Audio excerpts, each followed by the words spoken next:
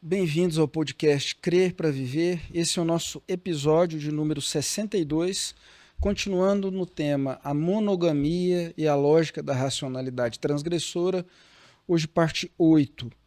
É uma sequência bastante longa tratando desse tema complexo, tema difícil, né?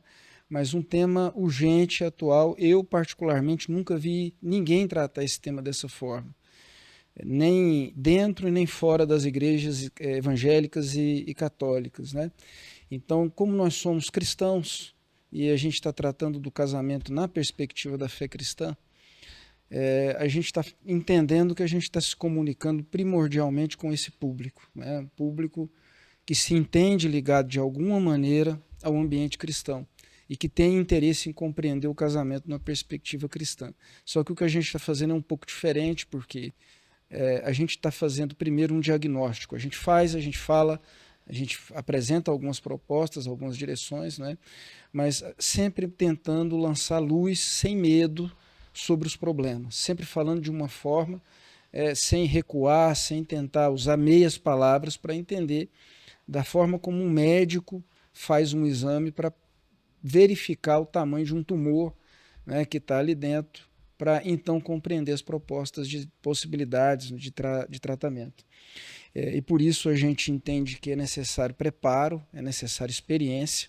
O professor Anderson disse há algum tempo, em 2, 3 episódios atrás, de que o que a gente está fazendo aqui é baseado em estudo, né, em trabalhos de acadêmicos, de pesquisadores, de especialistas da área de sexualidade no matrimônio e também na longa experiência de aconselhamento de casais.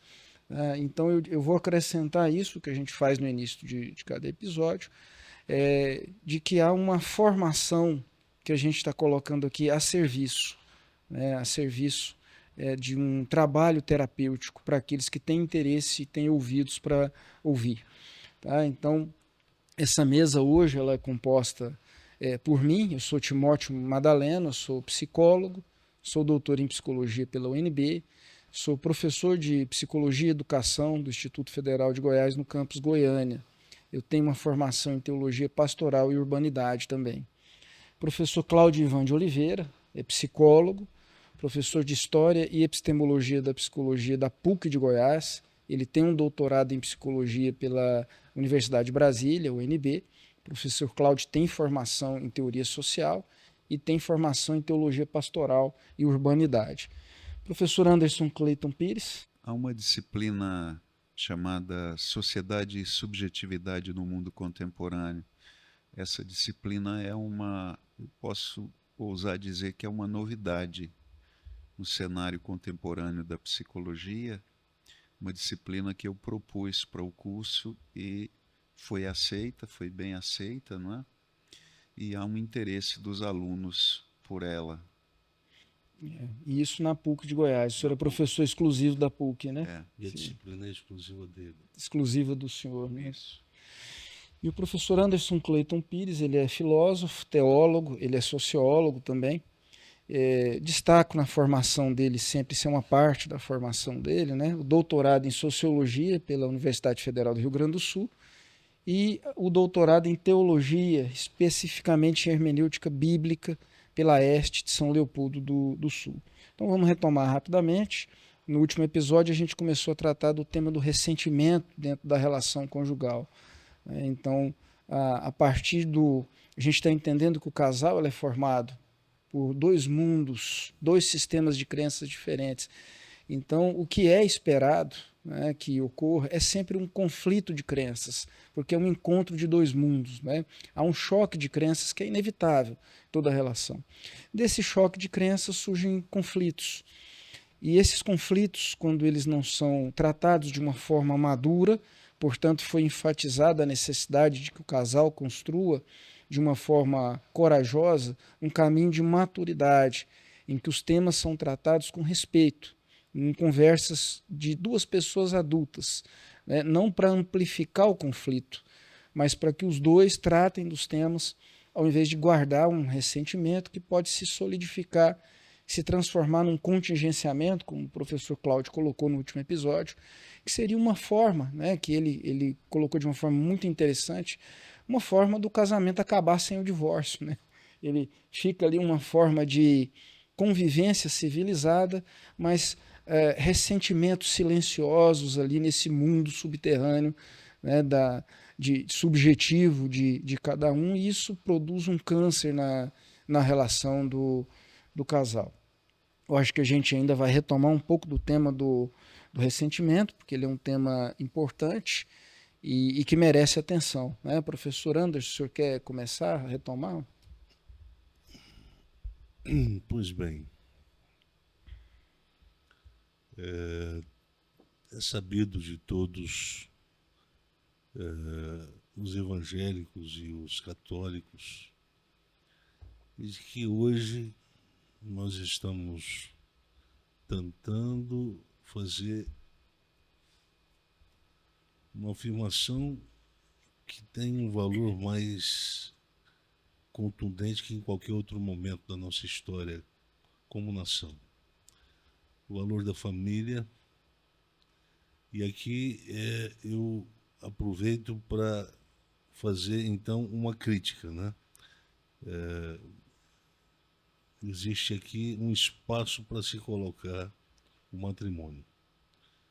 Então, se nós queremos falar sobre família, nós devemos antes tocar no tema do matrimônio, né? E para falar do tema do matrimônio, não há como evitar o tema da monogamia, porque a monogamia é o modelo que nós adotamos, aceitamos, de alguma forma é o que nós apreciamos dentro dessa tradição da qual nós estamos enxertados, né? Que é a tradição cristã. Na tradição cristã, o modelo nós historicamente abraçamos esse modelo, entendemos que ele foi suficientemente pensado e amadurecido para ser indicado como sendo um modelo a ser praticado por todos os casais dentro da fé cristã. Portanto, nós estamos considerando que o modelo não precisa ser trocado, ele precisa ser repensado à luz das demandas de um tempo que emerge, problemas diferentes. Portanto, os problemas que estão aí presentes na cultura do mundo contemporâneo não são os problemas que estavam lá atrás. Nós estamos vivendo a chamada era pós-escatológica. Por que pós-escatológica? Porque a modernidade ela produziu um cenário de futuro ou de presente sem futuro, ou de valorização do presente em detrimento às demandas de um futuro escatológico. Portanto, quem na modernidade protagonizou esse discurso foi o protestantismo ascético calvinista. Para quem tiver maior interesse de estudar sobre esse tema, eu sugiro a Ética Protestante e o Espírito do Capitalismo, de Max Weber. É a obra clássica dele. Façam lá uma leitura, ele tem vários outros textos, né? Mas eu sugiro a leitura desse clássico dele, né? Pois bem, então, antes eu quero também reforçar o fato de que eu me especializei em Weber, portanto, foi o autor que eu mais explorei na minha tese de doutorado, na tese do meu segundo doutorado. Então, eu fiz uma dissecação daquele livro, eu fiz uma interpretação que acho que foi uma interpretação bastante interessante, porque eu tentei enxergar no calvinismo alguns elementos que estão presentes ou foram revitalizados nessa chamada era da modernidade tardia, ou pós-moderna, né, ou neomoderna, em que valores também da religião começaram a ser pensados, trazidos para o espaço do culto e para o espaço da vivência dos cristãos ou dos evangélicos, né? Ou dos eclesiásticos, né? Seria melhor usar o conceito de eclesiásticos, né? Então, o conceito é um conceito que, querendo ou não, diz respeito à maior parte dos evangélicos que hoje fazem parte das estatísticas, né, oficiais do IBGE. Nós temos uma maioria que é neo-evangélica, né? É uma parte que pode ser considerada neopentecostal para uns, pode ser considerada neoprotestante para outras, ou pode ser considerada neoevangélica também, né? Então é uma nova versão, porque nós tínhamos uma versão aqui no Brasil polarizada, né, entre os históricos e o pentecostal, ou o pentecostalismo, ou os pentecostais. Aí surge esse outro movimento, e esse outro movimento, batizado de neo, é um movimento que vai lá nas nossas tradições históricas, né, do século XVII, XVIII, consciente ou não consciente, eles vão lá, eles importam de lá, mas ressignificam esses valores e esses temas, mas dando a eles um tom de modernidade, um tom de contemporaneidade. Portanto, se fala muito de temas que são, por exemplo, temas usados que não se pensava nem dentro das igrejas históricas e nem dentro do pentecostalismo, como o tema da teologia da confissão positiva, né? E a esse tema se associa tantos outros, né? A metafísica do sucesso e etc. Pois bem, o nosso problema maior é porque por trás de uma teologia, né, da confissão positiva, deve-se pensar também uma perspectiva teológica ou de teologia da história, né? Então nós temos uma teologia da história que desescatologiza, que tira a preocupação escatológica do centro, tanto do centro do culto, da liturgia, quanto do centro da vida antropológico, do cotidiano do crente. Isso significa que o crente agora passa a ter um horizonte, né? Vislumbra um horizonte que é um horizonte, eu diria, menos constrangido, menos pressionado pela tensão escatológica. Então, nós temos aí um crente que está mais envolvido umbilicalmente às tarefas da sua agenda cotidiana. Pois bem, dito isso, nós agora queremos também ver em que sentido que essa nova construção de fé na história, fé no mundo, afetou a relação macho e fêmea. O próprio modelo, né, o modelo monogâmico, pelo que se consta na prática eclesiástica, pelo que se consta, houve sim uma intenção, houve uma intenção por parte dos neo-evangélicos de investir um pouco mais na qualidade da interação do macho e da fêmea, né? obviamente, nós temos que partir do conceito, o conceito de unidade substancial. O que é isso?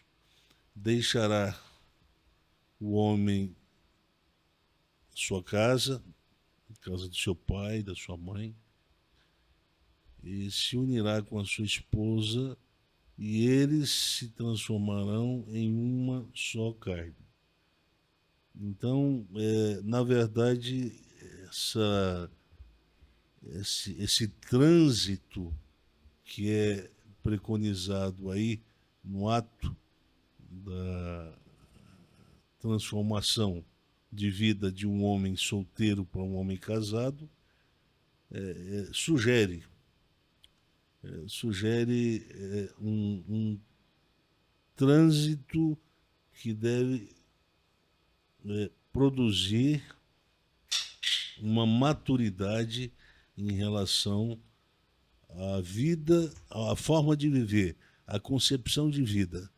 Havia uma forma de vida individualista do homem e da mulher em potencial que querem se casar antes do casamento. Esse individualismo deve ser abdicado e deve-se pensar agora a dissolução de um individualismo na proposta idealista de uma unidade substancial. Mas uma unidade substancial que deve ser lida do ponto de vista da cultura contemporânea à luz do conceito de subsistema autopoético, se é que se pode pensar o casamento dessa forma, ou dentro desse conceito. O fato é que nós temos a evolução de uma cultura ascetofóbica no mundo contemporâneo, por isso ele se tornou um mundo do fomento à cultura do desperdício, um mundo do fomento à cultura da sobeja produção, e, portanto, da opulência, o mundo da opulência e o mundo da prosperidade. Por isso que hoje se bifurcou, se polarizou, direita e esquerda. A esquerda ela quer que o mundo cresça na base, na esteira e à sombra de um Estado onipotente. Já a direita não, ela pensa num Estado pequeno e no mercado que oferece oportunidade de inclusão para todos. Então, nessa proposta de direito, a afirmação de numa valorização de um individualismo, uma cultura do individualismo. Isso monta o século XVII, porque a cultura do individualismo passa a ser valorizada exatamente com a ética calvinista. A ética calvinista, ela valoriza, quer dizer, o indivíduo e coloca nele a responsabilidade de trabalhar por si para ser o principal, eu diria, aquinhoado pelo fruto do seu próprio trabalho, que é a prosperidade. Isso segue um pouquinho as tradições que se tornaram mistas, né? A tradição que vem lá do cativeiro de Babilônia. Nós temos um cativeiro que produziu uma mudança substancial na cultura, na antropologia, né? Na cultura antropológica do judaísmo formativo daquela época, que vai acabar se replicando e produzindo essa mesma compreensão com algumas modificações dentro do contexto pré-cristão. Portanto, quando se insere o movimento de Jesus Cristo no Novo Testamento com os seus discípulos, obviamente já está inserido dentro desse contexto. Há influências do pensamento e da cultura grega, mas há também influências do pensamento e da cultura babilônica. Então, a confluência dessas duas culturas levaram, então, a formar uma religião um pouco mais complexa, que é a religião judaica da época de Jesus Cristo, o tempo de Jesus Cristo, né? E de alguma forma, vai, em grau menor ou maior, afetar também o imaginário, né? O imaginário valorativo, ou seja, os valores que passaram a ser importados pelos cristãos dentro desse mundo que também não havia, talvez o judaico sim, mas o romano menos. O romano era um mundo sem vislumbre escatológico e o judaico era um mundo com vislumbre escatológico, porque o primeiro século foi um século que se pensou muito o fim da história, o advento do reino de Deus como sendo uma espécie de fim da história, né? Pois bem, dito tudo isso, nós temos uma visão de mundo e uma visão de homem bastante atípico dentro do espaço, né, circunstancial da fé cristã, em que se a fé cristã se movimentou no primeiro século, nós não temos um indicativo, alguém querendo orientar, produzir uma espécie de gramática moral da relação conjugal e nem tampouco uma gramática da sexualidade, para orientar os cristãos para saber exatamente o que eles tinham que fazer como casais. Essa é uma grande dificuldade, portanto, tudo isso que eu estou falando se constitui um problema para a gente hoje. Porque quando Paulo fala do amor no sentido lato, ele diz, olha, então, o amor, quem ama, ele não se ressente, ou não guarda mágoa das ofensas que o atingiram ao longo da vida. Isso é um problema sério, é um desafio. Paulo está propondo uma perspectiva antropológica de superação aqui. Como deve ser a vida em Cristo. Segundo Paulo, a vida em Cristo é uma vida de novidade. É uma vida que deve encerrar o fim de um modus operandi e o início de um outro modus operandi. Ele chama esse fim do antigo o velho homem, e chama o novo de novo homem. E é criado segundo Deus em Cristo, baseado em dois princípios normativos, morais, a justiça e a verdade. Está lá em Efésios. Nós fizemos leitura e interpretação disso tudo lá atrás, né? Pois bem, em que isso afeta diretamente a relação? Organicamente, o que isso afeta a relação macho e fêmea no casamento? Afeta porque ele está falando de uma coisa que é comum do ponto de vista da vida cotidiana. As pessoas desenvolvem mágoa, elas se ofendem facilmente, elas se sentem desrespeitadas, mesmo quando a intenção de quem as desrespeita não é a de desrespeitá-las.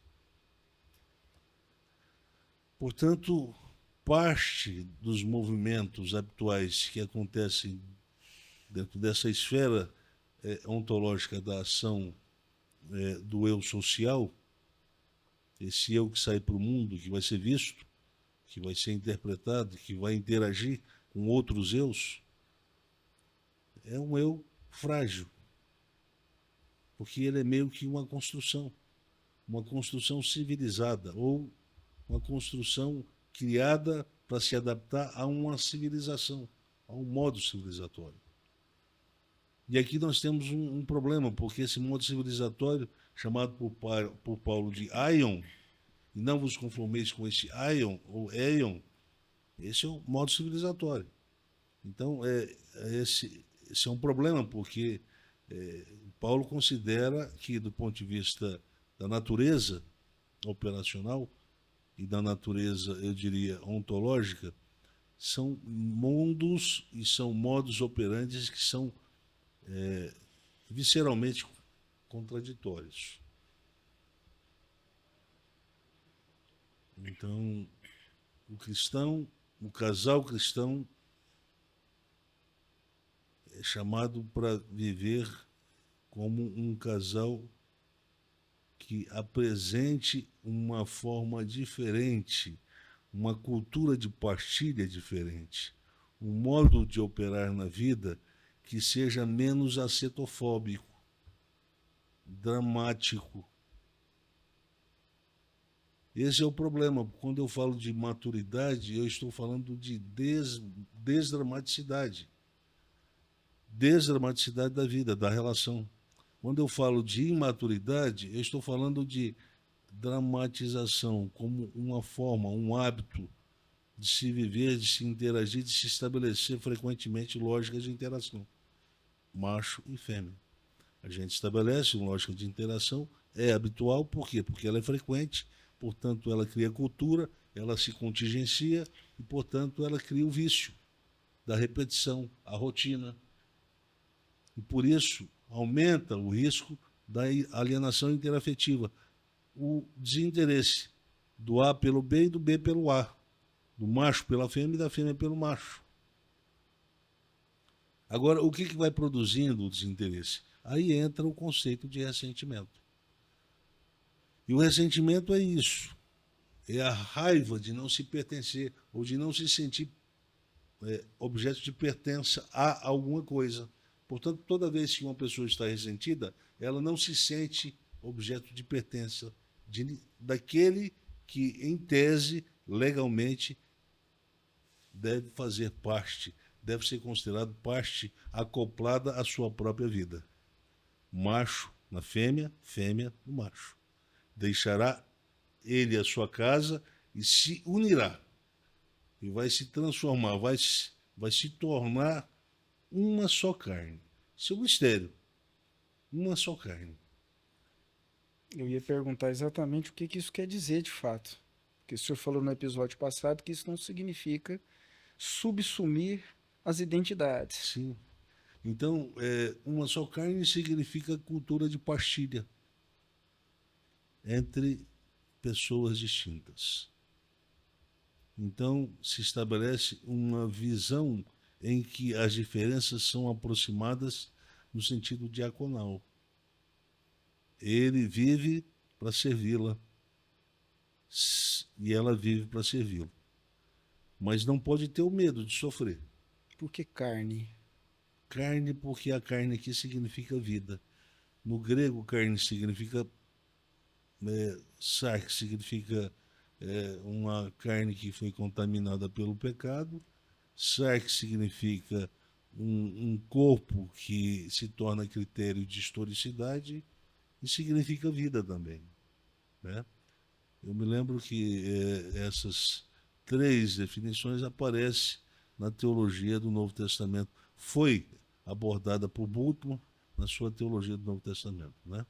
E por outros também, por outros exegetas que resolveram também seguir por essa direção que o Bultmann seguiu, né? O Bultmann trabalhou muitos temas interessantes, né? Pois bem, o que é o ressentimento? Eu falei inicialmente, seguindo a orientação do Nietzsche, que é o inspirador, né? O mentor do próprio Freud, né? Eu trabalhei como uma carga, né? Uma carga explosiva, né? Uma carga explosiva. Então, veja bem, eu quero primeiro pensar por que ela é explosiva. Por que o ressentimento é explosivo?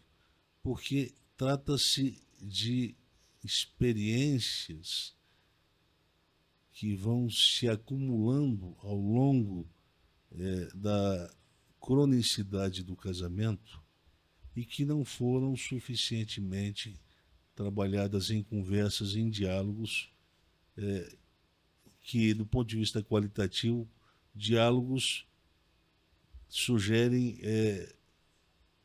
intercâmbio de pessoas maduras, intercâmbio intelectual de pessoas maduras. Esse é um problema sério, porque nós vamos para a faculdade, vamos fazer uma palestra na faculdade, nós conseguimos falar sobre temas complicados como se fôssemos gente maduras ali na faculdade, na universidade. A gente participa de seminários em comunidades religiosas, a gente interage, procede como pessoas maduras. Mas quando é no casamento, vira bagunça. A gente tem que relativizar a importância desse conceito de maturidade. O conceito que pressupõe uma qualidade diferenciada de interagir, considerando que não há razões por que dramatizar temas que podem ter um potencial de atingir negativamente a autocompreensão do outro. Isso é um problema. Nós construímos uma fotografia, uma autofotografia da nossa própria identidade ontológica e achamos que ela é a melhor das fotografias. E nós compreendemos ela como sendo uma fotografia que retrata muito bem o que nós somos. Eu não sei exatamente se nós pensamos o que nós somos como indivíduo ou como um ser para o outro, um ente social. O fato é que há sempre uma mudança. Quando os casais estão em reunião, em espaço aberto, em evento, eles vendem a imagem de casais maduros. Mas não são. A maturidade não pode ser pensada aí. Não é no espaço público, não é no espaço aberto, não é no culto. É ali, no elevador, quando a gente está com algum problema sério para ser falado, mas não se tem coragem de falar. Ou se fala, mas a reação qualitativa que se vê é agressão, é a hostilidade. É aquela que vem adornada de hostilidade e de agressividade. Isso rompe o interesse pela continuidade. Não vamos falar mais sobre esse tema. Não vamos conversar mais disso. Senão a gente vai acabar quebrando a relação e indo para o divórcio. E aí a gente coloca isso aonde? Dentro da caixinha. Depois coloca uma travinha, falando assim, ó, isso aqui, no futuro a gente volta e conversa sobre isso. Mas a gente sabe que a gente não vai ter coragem suficiente para trabalhar. E aí a gente vai passando por essas experiências, outras experiências que vão se repetindo, vão criando o hábito de produzir a cultura da agressão ao outro. E é isso que os casais mais fazem no casamento. Eles agridem uns aos outros. Um ao outro. O marido frequentemente agride a esposa, sem perceber. À medida que trabalha, reproduz certos valores de uma cultura que inferioriza a mulher, que trabalha a inteligência da mulher como uma coisa, como eu diria, uma coisa de menor importância cultural. Muitas mulheres abraçam ou abraçaram o feminismo exatamente para reagir a esse tipo de comportamento do macho na relação matrimonial. E, num certo sentido, isso foi favorecido pela própria monogamia. Porque lá no Gênesis e também no Paulo, no Novo Testamento, e também usado por Jesus, não é a mulher que deixa o pai e a mãe, mas é o homem. Se valoriza mais a perda familiar que o homem sofre. Quando se sai de Ur, quem é que se sai de Ur? É Abrão. Então, essa ideia está sempre no imaginário, de que o homem sempre perde mais. Ele perde a convivência dos seus pais para constituir uma família, ou melhor, uma relação matrimonial. E aí ele deixa a família, perde a família para ganhar um casamento. Mas a mulher já entra sabendo de que essa é uma construção que favorece mais ele do que ela. E ela vem com a obrigação, ela vem com o direito de ser tratada como uma filha pelo próprio marido. E são os valores do androcentrismo, da cultura patriarcal ou do patriarcalismo cultural, que estão presentes nessa simples expressão: deixará o homem a sua casa. Casa é a esfera do conforto. Então, ele vai deixar o conforto da sua individualidade e vai perdê-la para se unir a uma mulher. Mas ele não se une simplesmente para se unir. Ele se une para continuar perdendo. Essa é a ideia. É a ideia da atuação do homem dentro do matrimônio nessa visão monogâmica de relação eu-tu. Se é isso, então nós temos um probleminha que se torna muito sério. O homem se torna mais passível de desenvolver o ressentimento da mulher. Porque a mulher, ela detém certas prerrogativas, sobretudo a que mais importa ao homem. Ela detém o monopólio de decidir quando a relação sexual acontece. Ela tem várias formas e várias políticas para tentar criar manobras para não permitir que a relação sexual aconteça entre ela e seu marido, se ela quiser. Isso também é um problema que foi auferido a ela como cultura de privilégio pelo próprio modelo da monogamia. Por isso que eu digo, isso tudo tem que ser pensado, repensado. Por quê? Porque se não for, a gente não vai conseguir melhorar a qualidade moral da relação macho e fêmea no casamento. Haverá, por parte do macho, a disposição de considerar a mulher menor do que ele. E haverá, em contrapartida, como uma forma de reagir ressentidamente a essa crença, por parte da mulher, a imposição de que a sexualidade, ela é... Como é que é lá no vôlei? Quem levanta? Levantador. O levantador, ele é o quê? Como é que a gente chama lá? Ele é o principal, né? Agora a palavra me foge, mas é aquele que articula toda a lógica de movimento que se dá dentro de uma quadra, um jogo de vôlei. A palavra, depois se eu lembrar, eu Não é falo. um pivô, né? Ele é o pivô. Ele é o pivô. Quando se fala, olha, ele é o pivô, a mulher se torna o pivô da sexualidade no matrimônio. E a gente pensa, puxa vida, se ela é o pivô e o potencial de ofensa maior dela, porque o de ofendido é maior dele, então a sexualidade de todo homem casado e mulher casada tende a ser de baixa qualidade.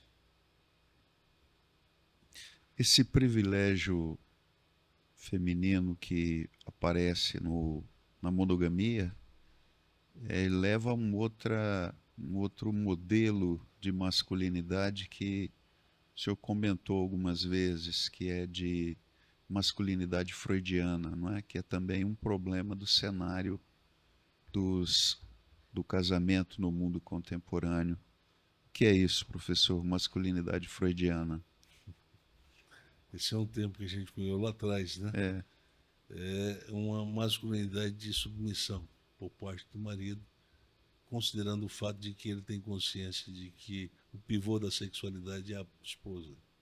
E se ele tem um interesse maior nesse tema e nessa prática do que ela, ele acaba tendo que ceder às regras impostas por ela ao jogo da sexualidade.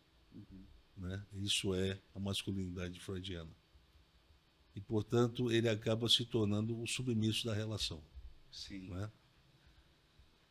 Pois bem, a cultura de partilha é a definição que se dá para uma só carne. São dois mundos, mas dois mundos que precisam se abrir. Como é que eles se abrem? Eles vão ter que partilhar. Negociar. Partilhar significa oferecer parte da minha vida para completar dele, parte da minha vida para completar dela. Então, são dois mundos que vão ter que acoplar. Tem que haver um acoplamento. O senhor usou há pouco o conceito de diaconia. Seria talvez a única forma de fazer isso dar certo, já que são dois mundos diferentes nessa abertura. Eu penso que sim, a diaconia, porque é um serviço que se presta, né, mutuamente, nesse sentido, mas não pode haver, o conceito não pode dar margem para se criar o hábito do tirar proveito, né? Quer dizer, à medida que... Diaconia recíproca, né? Hã? Tem que ser uma diaconia recíproca. Uma diaconia recíproca. Isso tudo tem a ver com a cultura moral da relação macho e fêmea no casamento. Nós estamos falando aqui porque nós estamos falando sobre o conceito de ressentimento. E quando a relação... Nós estamos fazendo uma construção, tentando entender como é que se constrói a cultura do ressentimento. Qual é o ideal de relação? E por que a gente acumula a mágoa na relação? Porque a gente sai do ideal. Existe um ideal de relação que foi aí, preconizada pela expressão tornar-se-ão os dois uma só carne. Se a gente tem isso como ideal, significa que a relação pode ser uma relação completamente pura, ou seja, pura no sentido de não contaminada pelo fenômeno do ressentimento, pela psicologia do ressentimento. Ressentimento é uma espécie de cancro, que uma vez que se impregna na estrutura da relação, vai se replicando, e daqui a pouco torna a relação uma relação completamente maleficiada ou cancerígena, uma relação cancerígena. Uma relação que só produz, só reproduz a doença, o confronto, a mágoa, a replicação da mágoa, o aumento do ódio, etc. E aí a gente vai ter tudo isso aí operando contra a unidade afetiva da relação macho e fêmea no casamento. Então, eu sugiro aqui para a mesa, eu quero a ajuda do professor Cláudio e do professor Timóteo. Qual é a relação que os senhores têm desse tripé, né? Cultura acetofóbica, mundo. Mundo é marcado por essa cultura acetofóbica, ou seja, a cultura do nosso mundo contemporâneo, ela é acetofóbica porque ela rejeita, se eu casei para ser infeliz, então eu não quero casamento. Tem muita gente que deixou de se casar para não sofrer na relação, no casamento. Então, tá aí. Se uma cultura que é uma cultura hegemônica, que não tem, a cultura acetofóbica. Por quê? Porque todo mundo escolhe profissão para ser feliz na profissão. Entra no casamento para ser feliz no casamento. E etc. O sexo acontece para ter o prazer na relação do corpo com o corpo. Ela com ele, e ele com ela.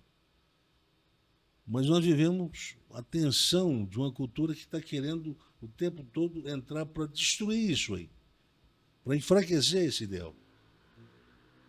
Então, quando a gente casa, a gente pula num rio que está com a correnteza puxando de forma contrária ao que... E aí a gente tem que dar braçada contra as águas contrárias desse rio. Isso é o casamento. Eu tinha um amigo, que agora não está mais aqui, um amigo, um grande amigo, era vizinho dos meus pais ali no Privé Atlântico, Américo o nome dele. Um abraço para o Américo, se em algum momento ele me escutar por essa podcast. E ele me dava algumas aulas importantes, né? Sempre quando eu estava com ele, ele me dava umas aulas importantes. E uma delas é isso. Uma vez ele chegou para mim, Anderson, eu descobri que o casamento depende de um esforço de ambas as partes que pode ser a soma de 0 mais 0. Ou seja, um esforço que lá no final das contas vai chegar ao divórcio. Tamanho é a tensão, tamanho é o esforço que se tem que fazer para sobreviver nadando contra a tendência, a maré. As águas se veem contrário, sentido contrário. Isso é o casamento. E o ressentimento, eu diria, é o ar, é o vento que sopra para deixar essas águas mais tempestuosas, mais perigosas, com um potencial de matar ainda maior a relação. Então, se existe um componente que tem a capacidade de destruir tanto o capital libidinoso quanto o capital afetivo, é exatamente o que eu chamo lá na teoria de capital desprezativo.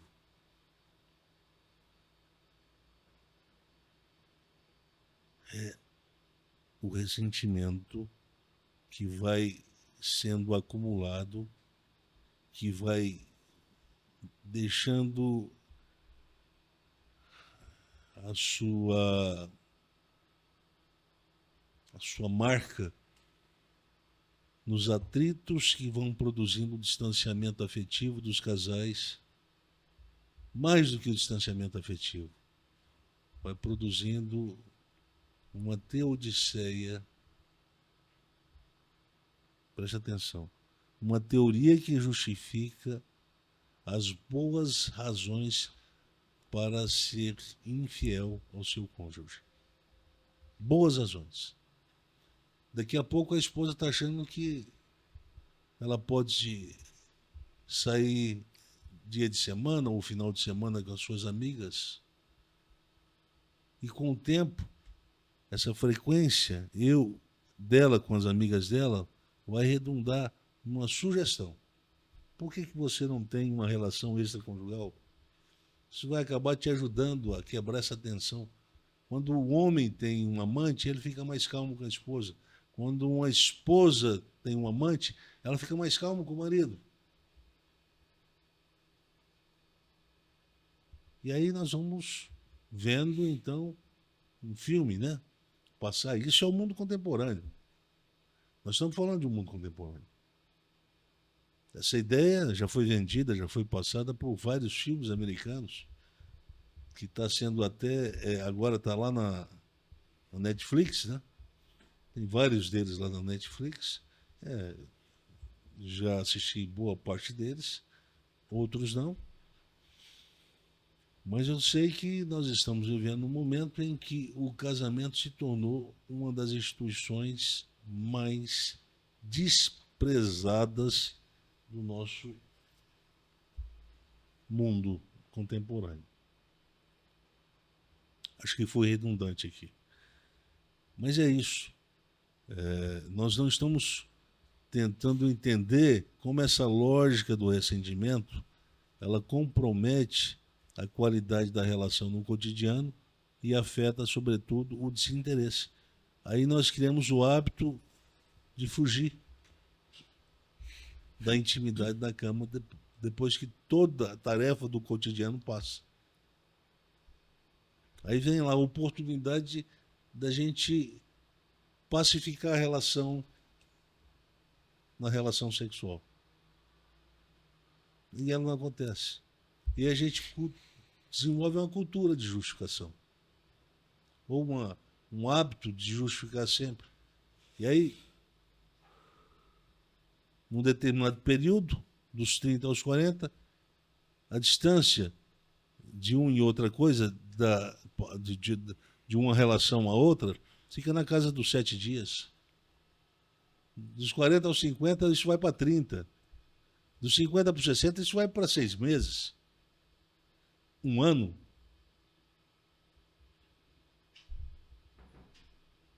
E aí a gente fala do casamento. Fala bem do casamento. Quando, na verdade,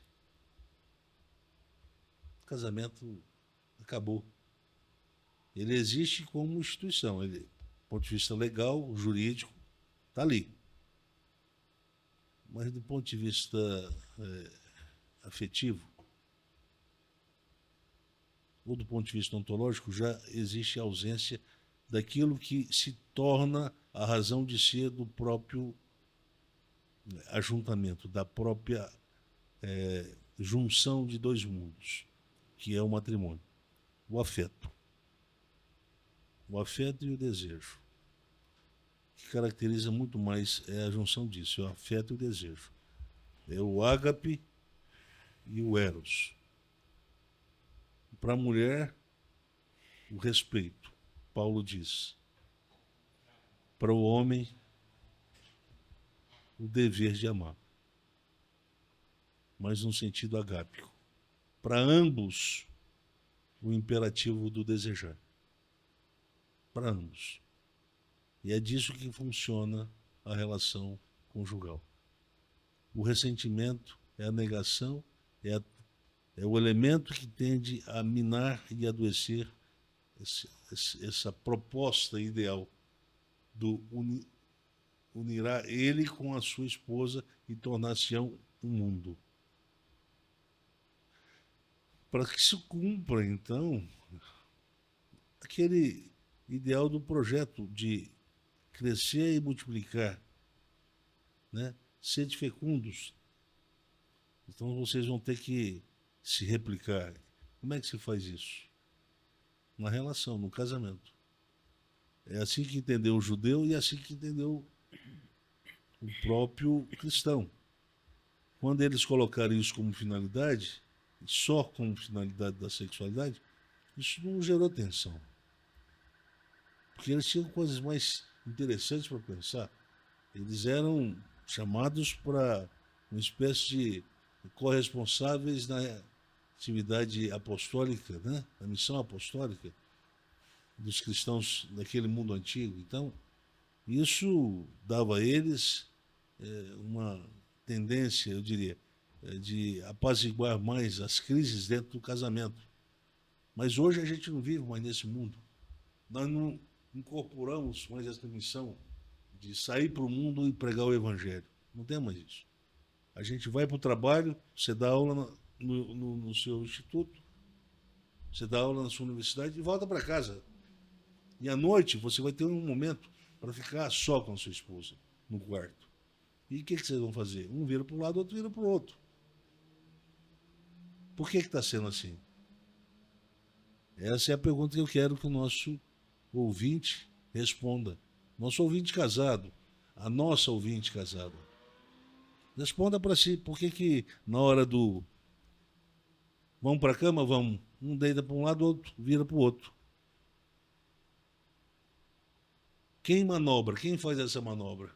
Será que não é o ressentimento? Guardado? Será que não é essa cultura, a psicologia do casamento, ou do ressentimento, que divide mundos, mas sem produzir cortes? Lembra de uma carne, quando se corta no meio? Se você pegar a pele agora e falar assim, eu preciso tirar um caroço, sem anestesia e cortar, você vai sentir dor. O ressentimento produz o corte sem a dor. Portanto, Sem a dor sem ou a sem dor, anestesia? sem o trauma, sem a dor. Por isso que ele vai destruindo, o poder destrutivo dele é grande. Sim. Silencioso. Ele é silencioso. Ele é sutil. Daqui a pouco, você está olhando para outra por causa do ressentimento. O ressentimento é uma motivação, é um elemento que diz, mas também você pode. Por quê? Por que você pode? Porque você tem uma esposa que já fez isso com você, já te desmoralizou perante todo mundo. Você sempre desenvolve uma teoria para justificar o comportamento do adultério. Ela te chama para a cama e fala assim, não. Não, você fala, não, então vamos. Mas você faz de tudo para esse tempo do sexo, tempo da atividade sexual, não passar de 4 minutos e meio. Isso me lembra histórias que eu ouvi em que um cônjuge flagra o outro traindo e o traidor, nessa situação, em vez de demonstrar constrangimento, ele culpa o outro. Já ouvi algumas histórias assim. Eu queria dizer que aqui a gente pode cessar. Esse é um tema que é contínuo, né? Então nós vamos continuar batendo. Nós estamos conversando sobre o tema. Nosso ouvinte não pode ter pressa. Olha, e aí, quando é que a gente termina com esse tema? Nós estamos conversando. É necessário. Então nós estamos explorando o tema e eu espero que vocês tenham a paciência, porque o objetivo aqui é produzir uma clareza de natureza tal, quem sabe isso afete positivamente, terapeuticamente, a relação daqueles casais que estão nos acompanhando, né? Professor, eu quero colocar uma pergunta. O senhor citou a sua tese de doutorado, onde o senhor apresenta lá o conceito de neoprotestantismo e faz uma relação entre a globalização, relação geracional entre globalização e religião. Ali o senhor diz que a globalização ela produziu um otimismo do ponto de vista da história, não é? Enquanto o mundo bipolar era um mundo que se temia o fim, era um mundo fatalista, não é? Depois da queda da União Soviética e a abertura dos mercados, se olhou para a história com otimismo, a possibilidade de conquista de novos mercados, não é? E se globalizou também um ideal de vida feliz, um ideal edocapitalista de vida. Então todos temos oportunidades agora para ascender socialmente, nos tornar produtivos e realizar a experiência do prazer pela via do consumo. E o senhor diz que esse movimento que a globalização traz, que é um movimento que acelera a secularização, isto é, a gente está olhando para este mundo e para as possibilidades deste mundo, não é? Ele adentrou a igreja. Então a gente não tem mais aquele mundo em que há uma fronteira entre sociedade do lado de fora e do lado de dentro da igreja. Eu estou dizendo isso porque eu me lembro aqui de discursos de pastores que acabaram como reflexo de todo esse processo, não é? Que leva a uma ascetofobia, a defesa da seguinte afirmação: o casamento, para ele funcionar, para ele ser bem sucedido, não é? É fundamental que haja um sucesso do ponto de vista financeiro, da estrutura física. Então isso aí seria um critério indispensável para um casamento que possa ser feliz, não é? Me parece que o senhor está indo em uma direção contrária a isso. Eu queria que o senhor explicasse isso. Há algum tempo atrás, eu disse que esse modelo monogâmico foi influenciado pela cultura do patrimonialismo. Capitalismo de produção, capitalismo mercantil, etc. Por quê? Porque quais são os valores que são cultivados pelos casais quando pensam em se casar? Primeiro, comprar um apartamento. Primeiro deles. Qual é a justificativa teológica que se tem para fazer isso? Deixará o homem, então ele precisa ter uma casa. Quem casa que quer casa. Bem, eu posso morar num lugar sem ser meu. Pode ser doado, pode ser alugado. Mas isso não satisfaz o ideal patrimonialista. Então, eram jovens que não tinham patrimônio. Ela não tinha, ele não tinha. Não se tinha um patrimônio que não era relevante. Casam e fazem uma análise comparativa entre o antes e o agora. Significa que houve adaptação, houve acomodação, houve o assentimento, houve a cooptação, houve o acoplamento. Eu me deixei ser convencido de que a melhor forma de se viver o casamento é viver o casamento na perspectiva de uma cultura patrimonialista. Porque eu vou conseguir esconder, mascarar as deficiências do próprio modelo monogâmico, que é um modelo que estabelece a insuficiência ontológica como critério de demarcação dos mundos que são separados de si, entre si, e que precisam coexistir, macho e a fêmea. Mas a monogamia é um modelo que diz, olha, o dela é seu, o seu é o dela. Então por que é o divórcio? E no divórcio se separa. Nós construímos tanto, agora você fica com metade, eu fico com metade. Cadê a organicidade? Cadê a indissolubilidade? Cadê a compreensão do casamento como sacramento? A sua unidade, ou melhor, a sua unicidade. É visto quase como unicidade. Olha, eu deixo para o próprio nosso seguidor aí fazer essa autocrítica.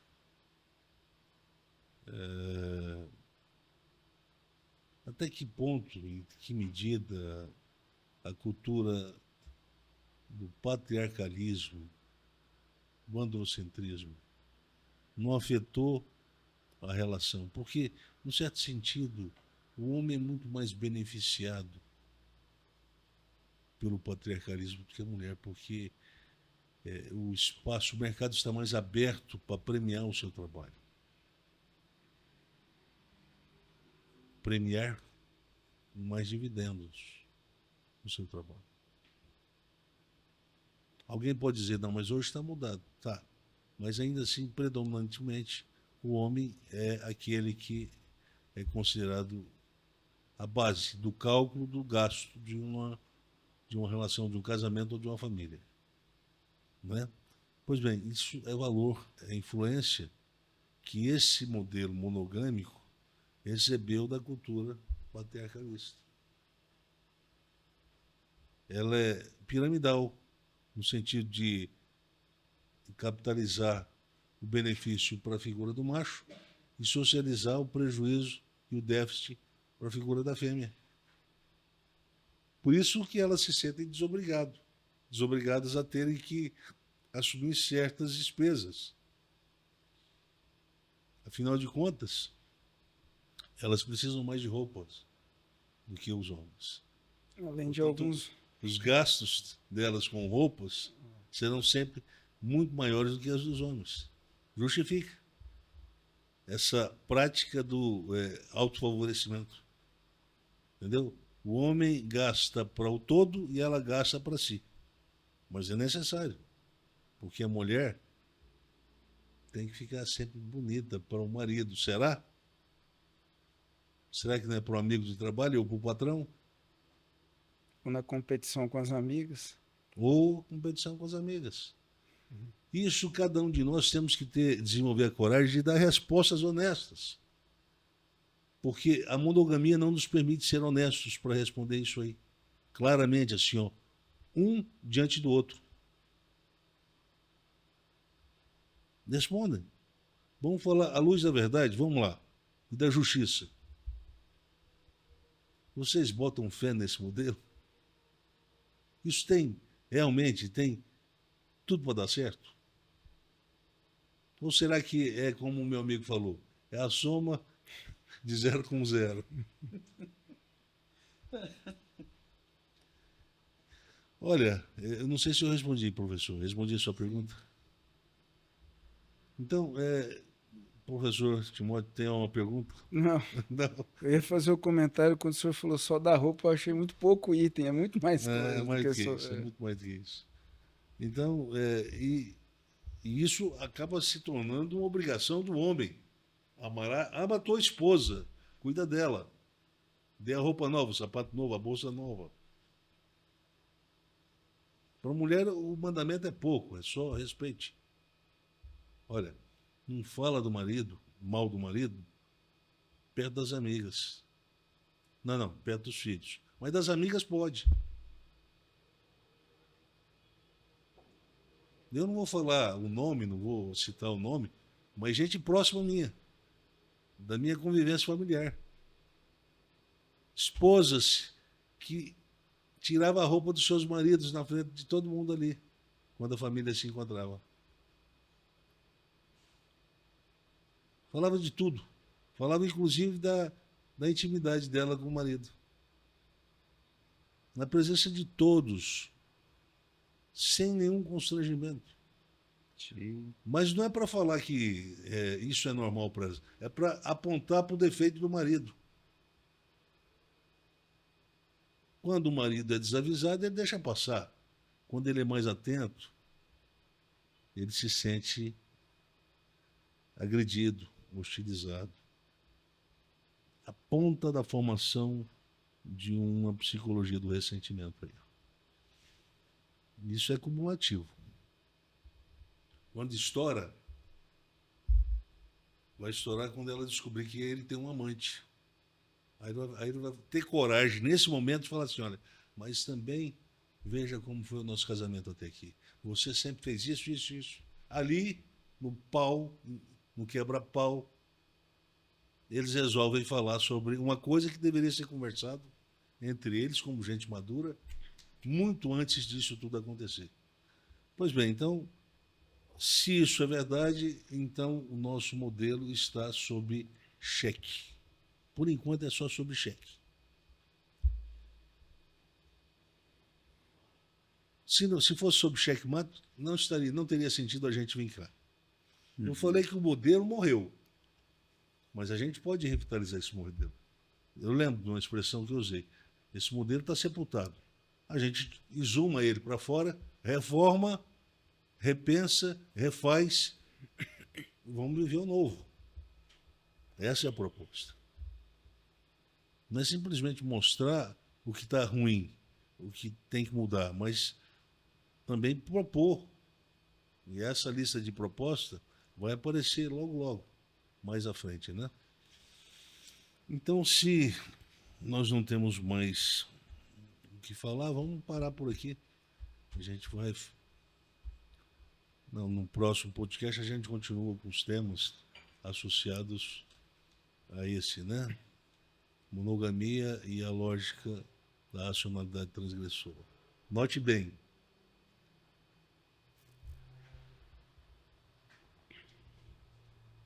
O ressentimento é uma lógica de transgressão. O ressentimento é uma lógica de transgressão.